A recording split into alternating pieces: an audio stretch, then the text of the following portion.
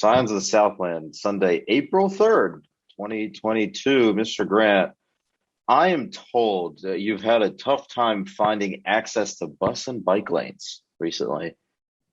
No, it's not so much access to it because I'm not afraid to vehicularly cycle. But I was on my way back here because I needed to take some fresh air after softball, but we'll get there. And I was biking down 17th across the bridge, which has a bike lane on it. And then there's like a bus lane going either direction.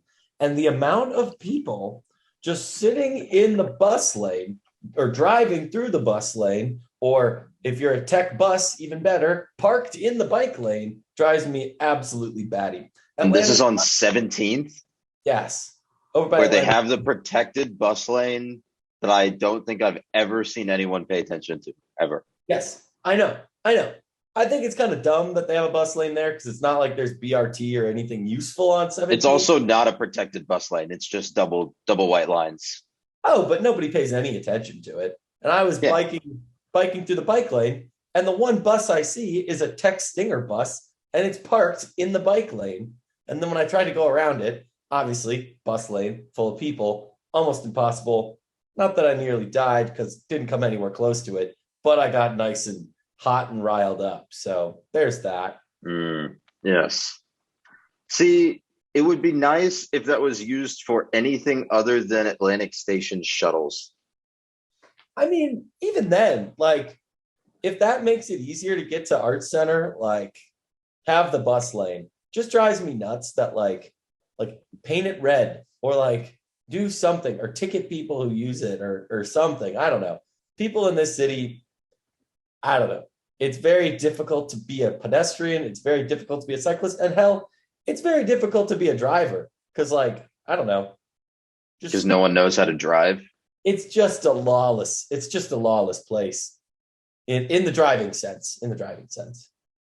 Speaking of lawless places, let's switch gears and dive into our club sports section, shall we? Truly lawless places, club sports. The Trust me. most lawless places I've heard, or so I've heard, are golf courses. So let's talk about club golf and what they have coming up next week. Yep.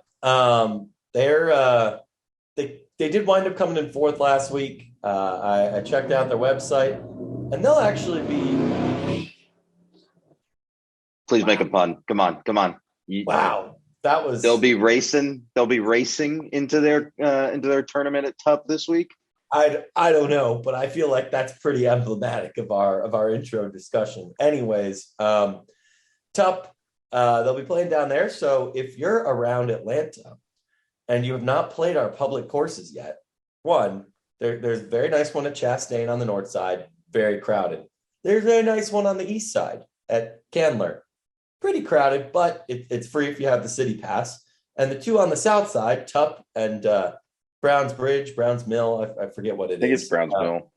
Yeah. Well, anyways, they're going to be at Tup, which is the other one, which I'm honestly considering booking a tea time sometime next week just to like go down there and be happen to be conveniently playing golf nearby. Very interesting to see them playing Tup, the one golf course I feel like I can competently speak about in terms of how it plays. So it'll be interesting to see that shake out. But Tup's really interesting. We can probably save some of my thoughts for that because I don't know if anyone listening to this podcast, Akshay included, has ever played or heard of Alfred Tup Holmes. One, great pioneer, integrated Atlanta golf, and two, the course that bears his name has two holes. I think it's 9 and 17 that come over this cliff, and you tee off on top of this huge ravine, and you have to hit the ball out of it. There's basically no fairway. It's kind of like playing mini golf, but you have to hit the ball 200 yards and not have your ball land in the snake pit. Yeah, the creek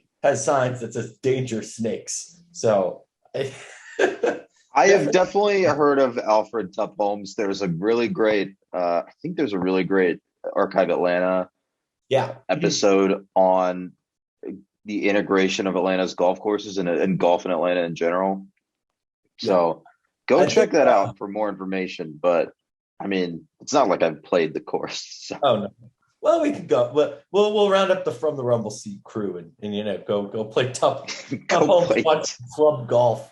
No, I'm sure they'll have a great time. That's a nice little course. I really enjoy playing it. It's very affordable, which is not something that's easy to say about golf. That being said, in terms of our usual hashtag no free ads, the only person and organization I think I will off the bat give a free ad to is Archive Atlanta. So if you haven't heard of Victoria Lamos's podcast, go check it out. It's very good.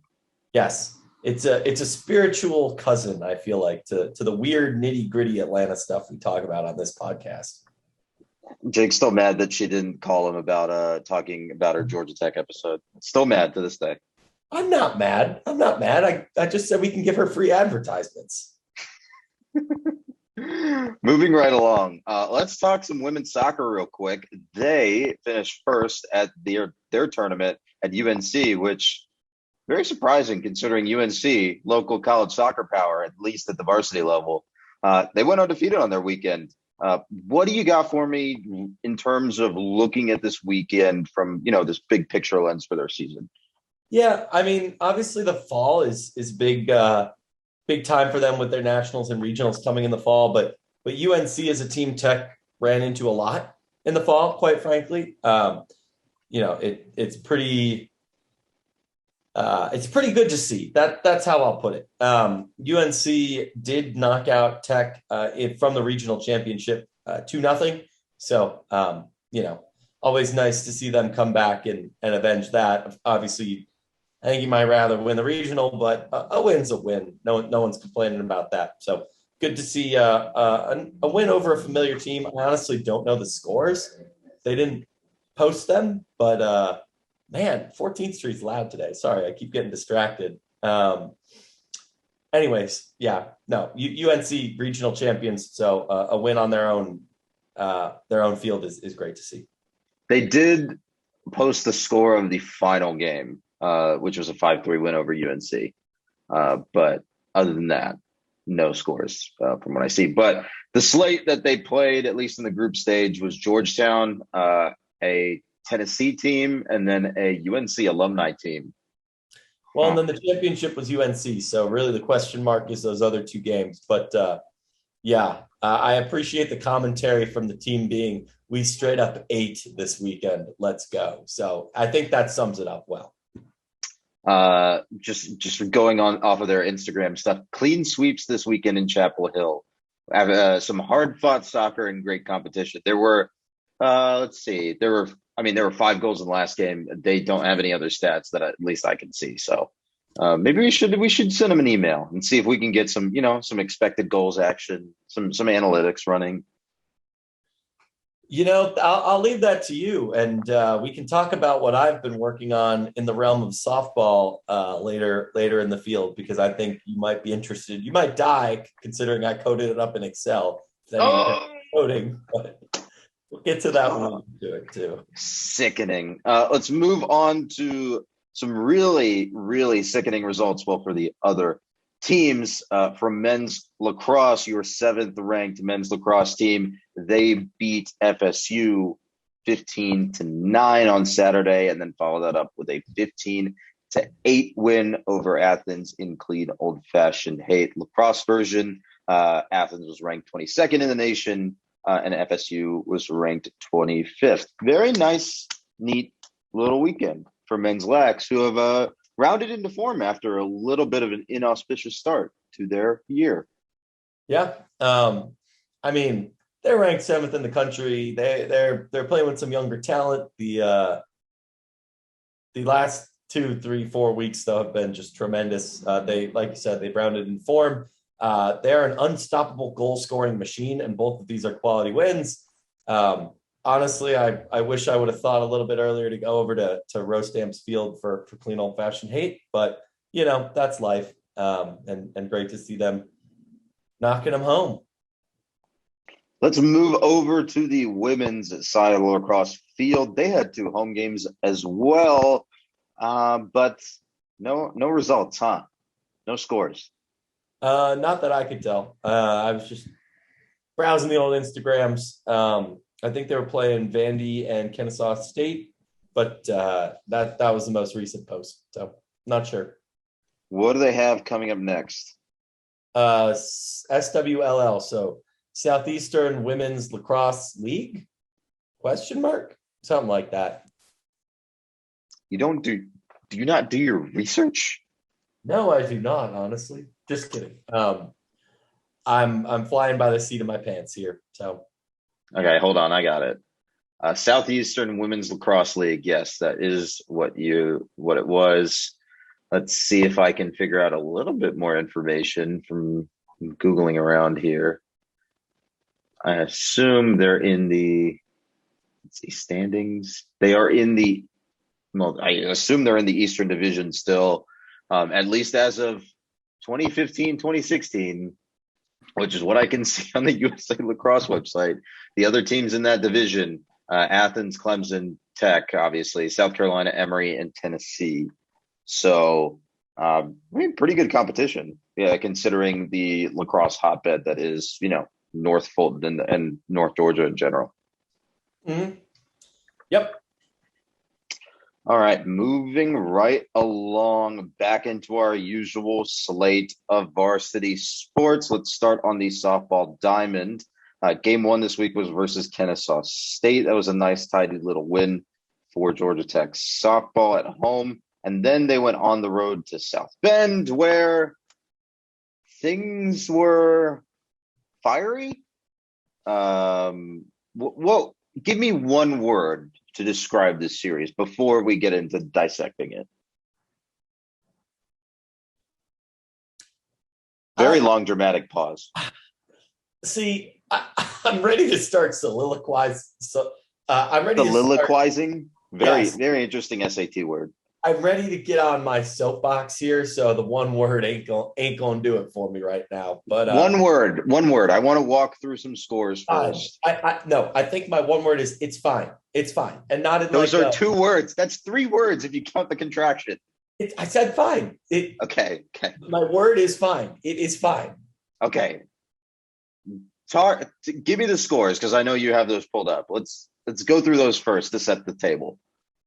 Kennesaw 5-2, Notre Dame, number 25, Notre Dame on the road, 9-8 win, 13-12 loss in 9 innings, 15-13 loss in 8 innings. So that is 2 wins in regulation and 2 losses in extras for those counting at home. I do want to mention before I give you the floor to start soapboxing here, Tech held a 11-5 lead in game 2 of the Notre Dame series.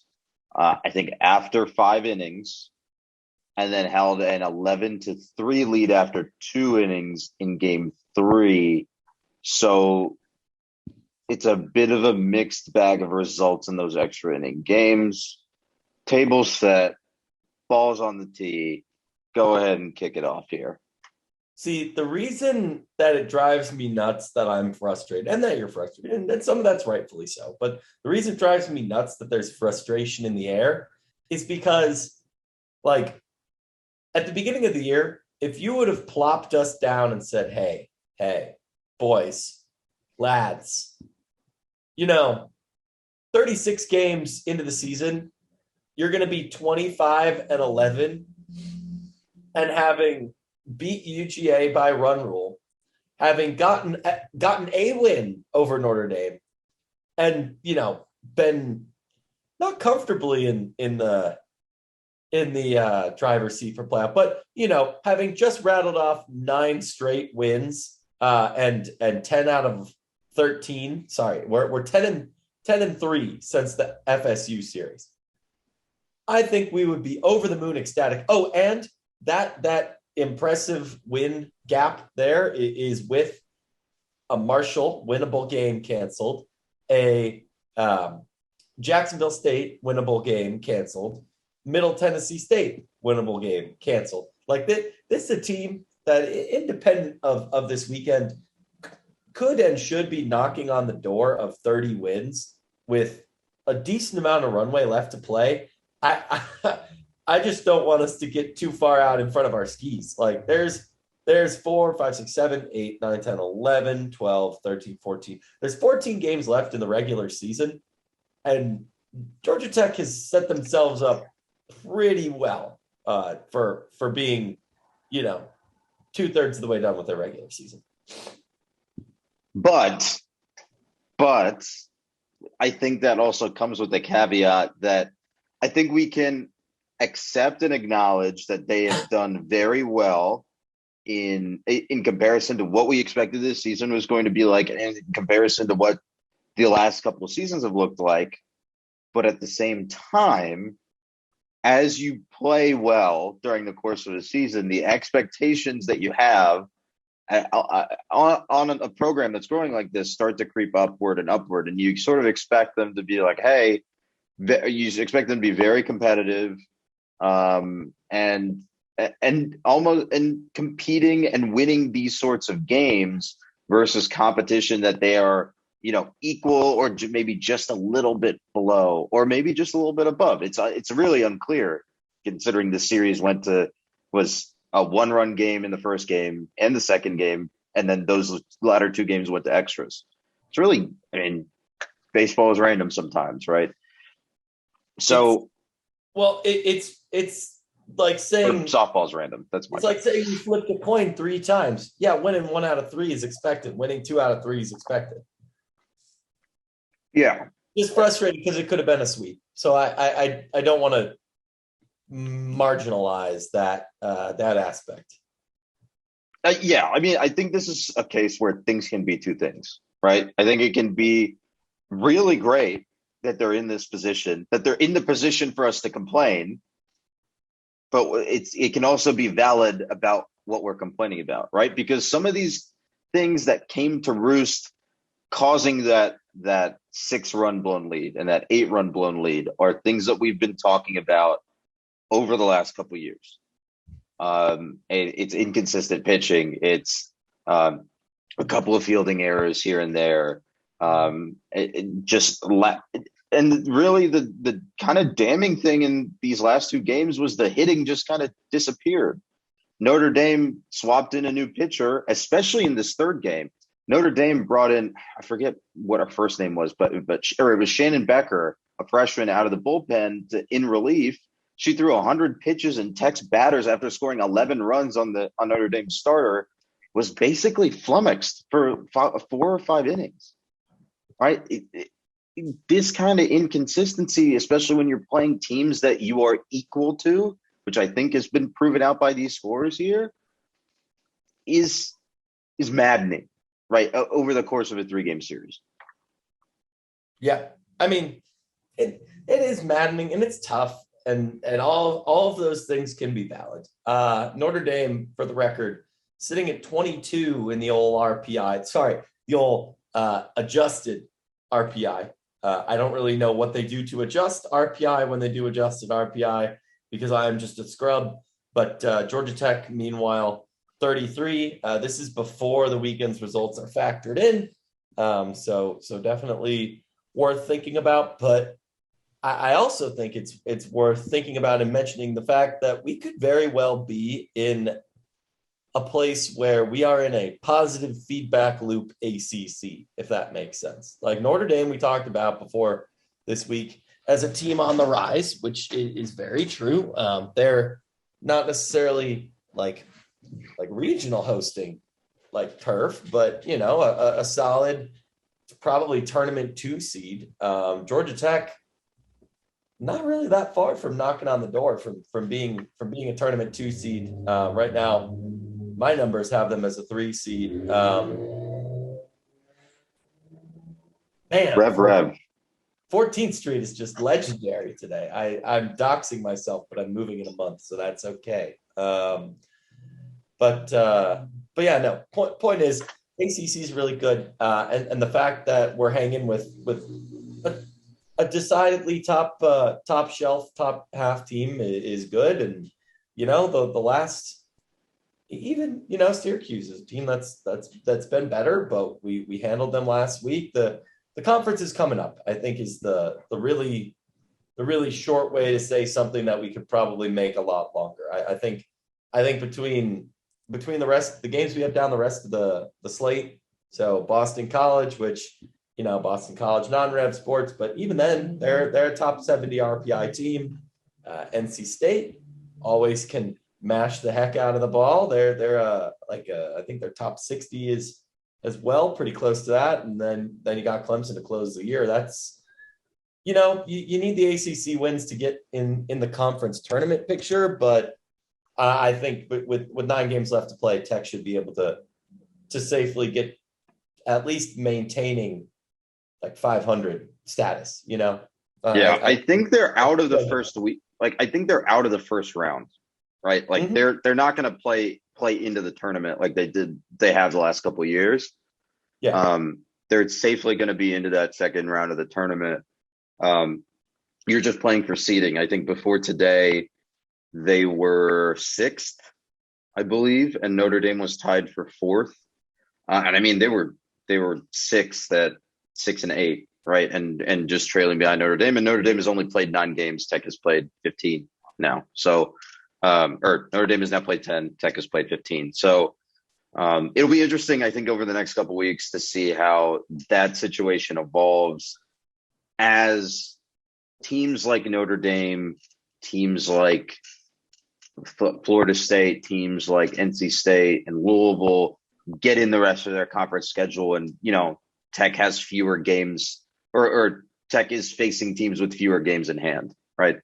Mm-hmm. And is compared against teams with fewer games in hand. Because right now you look at Tech at 6 and 9 versus Notre Dame at 7 and 3 in conference, and you're like, okay, well, Notre Dame must be super good if they're competing with the top of the conference if they're that. But I haven't looked at Notre Dame's schedule, but I would wager a guess that they haven't played a lot of the conference heavyweights yet, whereas Tech in its first 2 weekends played FSU and Duke back to back. I would say that you would be right, because they started off with Virginia, who's solid, but going 1-2 against Virginia. They had a 3-game sweep of Pitt. They only got 1 game in against Duke before that was yoinked, and then they had a 3-game slate against Tech. So there's not a ton to go off of. I think the Notre Dame obviously very, very solid, especially considering they kind of pounded Duke in the 1 game they got. So I think we might honestly be at the point where we could be underselling it. They played a really tight game against Wisconsin. Wisconsin's a high quality team. I'm not biased at all. They beat Texas, another solid team. They beat LSU, another well-respected team. Like that, it's not like they haven't played anybody. Yeah, no. I don't want to say that, but in terms of strictly that conference schedule, and where teams fit together in a conference puzzle as we near the tournament, right? Yeah, that conference hierarchy that we always talk about. And it's getting worse, I think, in the ACC as we add more teams, just because without divisions, it's really not an even schedule that we're playing, right? I think. Welcome to the MLS Supporter Shield problem, bud. I mean, it's the same thing that the Hockey President's Cup has too. But if you wanna like break it out, look at, again, my probably a little bit biased example. You got your northern teams that pick up these conference games a little bit later in the slate, but you're Louisville. If you're Louisville right now, you're looking at a 3-6 record, having already played Georgia Tech, Clemson, and NC State, right? And NC State, they're not having the bestest of years conference-wise so far. They're 5-10, but overall they're 25-13, and they're not that bad. The ACC is brutal this year. And you look at the rest of the slate, and they're getting North Carolina, solid. Syracuse, okay. Virginia Tech, meat grinder, horrifying and scary. Virginia, medium. Notre Dame, solid. Like that's. I wish I had all the slates up here in front of me at once, but it's tough to compare that to the apples, right? Because if you're a team that's catching, you're Georgia Tech and you're catching Duke, Florida State, Notre Dame, boom, that's 3 out of the top 4 teams in the conference. You're not really guaranteed to get that that even slate all the way across when you're only playing, what is it, 28 conference games, 27 conference games? The Supporters Shield in MLS is derided for this exact same reason, and I welcome you to more soccer discourse, as I've always tried to get you interested in. Yes, you play 8 of the 12 other teams in the conference, and I think that is always and understandably so going to result in some disparate outcomes. The good news there, though, is that Tech does catch Boston College next week, and they've, as we've talked about, had some issues. So that's just to recap the next week in Georgia Tech softball, they'll play Troy in a midweek at home, and then they will go up to Boston, out to Chestnut Hill, actually, not Boston proper, to play Boston College. And again, just to wrap up, they're still playing with house money, I think, but I think it's also valid to have expected a little bit more from this series, especially when you're spotted a 6 and 8 run lead in consecutive games. Yep, I agree. Let's move on to a team that kind of found itself in dumpster fire in Charlottesville this past weekend. Georgia Tech baseball was 2-2 on the week. They sort of just beat the crap out of Charleston Southern at home in the midweek. That was a 7-inning game. And then they went to UVA, number 4, UVA in Charlottesville. They posted a 1-2 weekend. They won the first game 6-4. Second game was a 13-9 loss. And today's game was an 18-9 loss, which I believe included another double-digit run inning allowed. Today's starter, Cody Carwile, who we've talked up a bunch in the last couple of weeks, only went 1 2/3 today. So, yeah, no bueno. All right, he might have been yesterday's. I might have the date wrong, but still 1 2 innings. Not great. Hey, the good news is I was at that Charleston Southern game, and I forgot you could have a run rule in baseball. So they were like, fight song, game over. And I was like, okay. I think it's just a coach's shake on it thing. Yeah. Yeah, I mean, that's what you can do, because I looked it up afterwards. But in terms of the UVA series, game 1, fine, sure, whatever. But, those boys can hit, and those boys can pitch. And our boys can hit, but I have some questions about the pitching. I will say that it was the whatever game that Nate Savino for UVA pitched, and I think it was game 1, Tech got his pitch count up. Like they didn't chase him out of the game early, but they got his pitch count well into the 50s by the end of the second inning, because they were really aggressive at the plate. And I only caught glimpses of games 2 and 3 over the rest of the weekend, but it seems like UVA took that known aggressive stance to the plate and said, okay, if you're going to be aggressive at the plate, if you're going to foul off a lot of pitches, then we're going to adjust our pitching strategy to generate more fly ball outs, generate more ground balls, and force your aggressive strategy to work against you. Yeah, I mean, I can't really reword it. I think that's a solid way to put it. But to be fair, I haven't looked at the stats. I'm shooting from the hip, but but given that they kind of stopped at 9 runs, and I think the starters did well in the other 2 games, I have no reason to not think that was the case. I feel like this is the like almost comically exaggerated version of our kind of nightmare scenario, if that makes sense. Being so uber talented at the plate and just unable to pitch. Yeah. I am frustrated with these results because not just because of the inability to pitch consistently, but just that it's like not just one person, right? Like it's a lot of the guys that come out of the pen that have similar struggles with control. And at a certain point, you got to start asking some questions about the process there, right? Mhm. Like what are they like? There's a bug in the process. There's a bug in what they're doing rather than the actual results. And at this point, we've gone 30 some odd games into the season. All of these and the number of innings are all predictive at this point among some of these pitchers.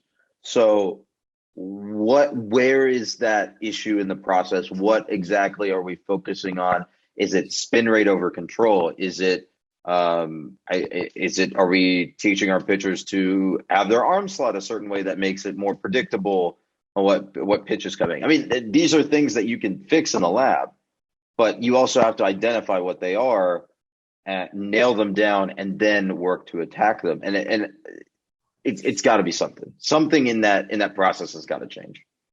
Yeah, I mean, and the fact that I think it's the same problem as we saw last year, but exaggerated, shows that it hasn't been fixed. Mm-hmm. Yeah, and at this point, it's just, I mean, you just got to keep going in the lab and keep trying stuff at this point, and just go full scientific method with it. Yep. I don't really have any better ideas. Yeah, I don't have a ton either, and I know that like we could probably circle talk on a way that is like even less productive on this than the softball discourse, because certain expectations and just score differential and all that makes it a lot easier to have certain narratives than others. So I'm trying to be political here, but this is a team that's had success so far this year, and baseball is a long season, and it's a long season for a reason. So I don't think we need to be sounding like doom and gloom, down with the ship, the season is over kind of alarms, because I have heard some of those and they drive me nuts. Writer's room. I'm gonna say it. No. I get it though. Like the fact that you can log into a game and go like, gosh, we must be down 9-1, and it's like a 2-2 tie or something like that. Like there's a difference. We've all been there. I don't want to give him too hard of a time. We've all been there. Yeah, I know you were a nervous wreck like that during. There's different ways to interpret this, and like it's just a weekend against a top 5 team. They're a top 5 team for a reason. We can't expect to win the Coastal every year. Sorry. Okay. That's fine. That's fine. That's reasonable. And I have one more. And we knew that the pitching wasn't quite going to be there this year. Okay. Let me ask you a different question. Does this series, in lockstep with the Wake Forest and maybe even the NC, I think we played NC State. Did we play NC State? Yes, that was last weekend. It was bad. God, it's been a blur the last couple weeks. Do those 3 ACC series, now that you have sort of a 9-game sample set, have those had an effect on your expectations for this season? Yeah, I think they do. I think a 2 seed in a regional is going to be kind of where we're going to settle, right? There are teams that are out hitting and out pitching us, and some days both. Would you say that when we led off the season with, if they don't host a regional, it's a failure, given that framing, would you still agree with that statement? Given what has happened, would you still? Failure. We are so immensely talented. It's an embarrassment of riches at the plate. And I think they picked up, just to double down on the embarrassment of riches. They picked up the number 1 player in like the 2022 or 2023 class. Isn't that Jaden Jackson's brother? I didn't look at the bio information, but I'm doubling down on your point. Like, but please continue before I interrupt you again. No, I mean, it's an embarrassment of riches. And I was going to say, at least they're not squandering Kevin Parada in the way that Joey Bart was squandered. Yeah. Or Francesca Pond, if you want to make it about another sports. We don't keep harping on baseball, right? Or Ken Lammers or whoever. Like there are players that have deserved or the golden goose of them all, Jahmyr Gibbs, but we don't have to go there right now. Okay, we're moving on. We're moving on. Tuesday is a game versus SC Upstate, South Carolina Upstate. That will be at home. That's 6 p.m. First pitch. I assume that will also be if Tech goes up by too many, we're going to shake hands and call it a day situation, because at the weekend, FSU is coming to town. That's first pitch on Friday is 6 p.m. as well. It'll be a good one. All those games are on ACC Network Extra. Before we move on, any final thoughts on the stickball sports? I think it's weird to be in the spot we are right now. I think it's weird, right? Both of them won their season series against folks from Athens, both of them doing, on the whole, pretty well. And it's interesting to see where the expectation has been set and kind of resulted and changed throughout the year. Because I think it's been all over the place. And that's the point, right? They're a third to two-thirds. They're a halfway to two-thirds the way done with the year. There's a lot of baseball and a lot of softball left to be played. All right, fair enough. Let's move to the golf course real quick. Your 11th ranked Georgia Tech golf team is at the Calusa Cup. Let's see if I can find a live results page for that real quick, unless you have it up. Yeah, I'll pull it up. One sec. I have it in my other tab. This is great podcasting. Both of us were so prepared. I have the live leaderboard up. Tech is currently second behind Florida. They are 4 under par. They are through holes 15 through 17. So they were in the second tee group today. Other teams in this competition, Florida obviously leads the pack. Tech is second. Wake Forest is third. Athens is fourth. Marquette, Oklahoma, Purdue, Iowa, and Clemson round out the field. So that is 7 top 25 teams right in there. So very good competition here. I do want to point out that Bartley Forrester is also 5 under and leads. So good for him. Good job, Bart. He is through 16. So that might stick. We'll see. Yeah, he's 5 under or 4. Yeah, 5 under on the back 9. So I need to not jinx it, but he's playing good. Sick. Just to round out the other results, tied for 12th is Christo Lamprecht at 1 under. Tied for 20th are Ross Steelman and Ben Smith, both at 1 over. And then tied for 23rd, Connor Howe at 2 over. Again, all 15 through. One more thing. Lamprecht, he's 1 under despite double bogeying the first 2 holes. So good job, sir. The boy. Let's move over to the golf or the track, not the golf track, just the normal track. Florida relays were shortened due to rain in the area, but what do you got for me on their condensed slate? Yeah, Cameron O'Neill long jump on the first day, great, and also Olivia Moore, Shanti Papacosta, pole vault and high jump as well. So field events, as we've seen all year, Moore, Papacosta, just great stuff there. And it looks, from my view, that only one athlete, I guess. Yeah, okay. I'm sorry, I'm live reading the results from Saturday.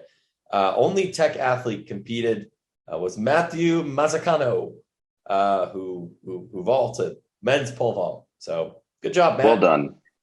You did it. Well, he didn't get wet, or maybe he did, and then that's why they stopped the things. But great. I'm in a hole. Save me. Moving right along, they will be at the Auburn War Eagle Invitational next weekend. I think that's next weekend. You didn't put a date on this. Yeah, that's next weekend. Superb. Let's talk about some other events around the flats, starting with women's tennis. They are ranked 34th in the nation. They split their week. They got swept by Athens at home and then won 5-2 versus Clemson. So weird little week. As for the men, before we talk about the women's results, they are 51st in the nation, but they did not split their week. They took 2 losses, 5-2 to Duke, and then 7-0 to UNC. So let's talk about the women first. Bit of a weird week with those split results. How do you figure this sets them up as we look towards the end of the season and the postseason? Yeah, a little tough to see the midweek result. You don't really want to lose to UGA that bad, if you will. But in terms of overall, they're 12-6, 7-2 in the conference. So they are setting themselves up pretty nicely, honestly. For I don't think they'll have enough runway left to play themselves into maybe regional hosting position, but at the very least, they're doing all right there. So 12-6 is just fine. Coming up this coming weekend are Duke and UNC on the road, 2 very good teams. A little scary, but we'll see what happens. We'll figure it out. Okay, let's.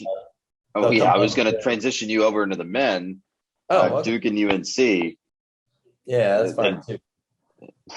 Duke and UNC. That's 2 losses. That's 2 bad losses, especially the UNC one. I was looking at some of the scores earlier today, and that did not go according to plan, I would think. So where did they sit as we look forward? Akshay, what's the one thing that you can think of that is an absolute requirement to make the postseason? Being over 500. Yes, right now they are not over 500. So definitely something to keep an eye on. North Carolina State, Wake Forest, solid programs, and then they got Miami and FSU at home. So they need to get some wins here. They if they want to be dancing, they're going to need to go 3-1 because you're going to pick up a loss somewhere in the ACC tournament too. So definitely tough for them. I think this year's probably broken a little bit, not as anticipated for them. Obviously taking a tight loss to Auburn, a tight loss to South Carolina, a tight loss to Georgia, tight loss to Notre Dame, Louisville, number 14 Virginia. Like this has been a very snake bitten team. Mm-hmm. Mm-hmm. That's a tough spot to be. They've lost a lot of quality opponents real close. So, but they have 4 opportunities coming up in the next 2 or 3 weeks here to right the ship, right, and punch their ticket to the postseason. We'll see how that works out. Their 2 opponents from this past week will face off against Georgia Tech women's tennis this coming week. And I was interrupting you, trying to transition you over to talk about the men, but now let's flip back over to Duke and UNC women. What do we got on deck for them? Oh, I was going to say just after that, the ladies come home to close out the year with Virginia and Virginia Tech. So it should be, this is a conference with not a lot of tough outs, especially because there's not a lot of easy outs. I was going to say a lot of the easy outs keep cutting their tennis programs, which drat. That's an ad at you, Pittsburgh. Oof. So yeah, a lot of tennis coming up. A lot of tennis that's not at home this weekend or this coming weekend either. I think we also will not be at home this coming weekend. I think we're going to take the next weekend off because of a couple of vacations that we have coming on. Let's get into the pick'em before we get out of here. UNC, Kansas, question mark? Rock chalk, baby. My 2-hour alliance with UNC basketball has ended forever. So is Coach K's career forever. I'm not sad. I'm excited to not play games 8-on-5 anymore. I don't think that will change. Let me believe. Let me believe for now. Plug our stuff and let's get out of here. From the Rumble Seat at gmail.com, at FTRS blog on Twitter, from the rumbleseat.com is where you can find the written stuff.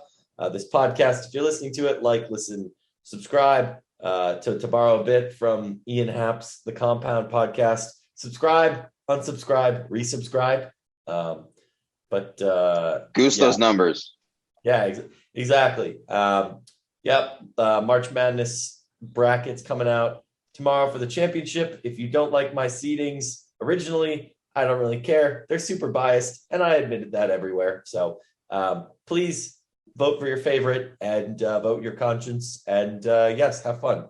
Good luck. Have fun. What was the what were the finalists? SEC on CBS versus the Olympic Fanfare. That is a tough one. That is actually really, really tough. See, I knew it was going to be a weird one because it was essentially impossible to seed anything above 16 because they're all iconic and great. But like, woof. You also have to balance the SEC on CBS one with the fact that it might be gone in 2 years. Yeah, that's fair too. I don't know. All I know is that this is not scientific, and I learned that a lot of people have strong opinions about this, which I knew, but you're the one that put together the bracket in order to encourage people to share their strong opinions. I think you brought this upon yourself. That is fair. Also, we have a 5 seed versus a 6 seed. There's an 8 seed in the national championship for basketball, but it's freaking UNC. Why UNC? I mean, it's a monkey's paw situation. Chaos, the blue bloodiest chaos there ever were. And with that, we will see you in 2 weeks.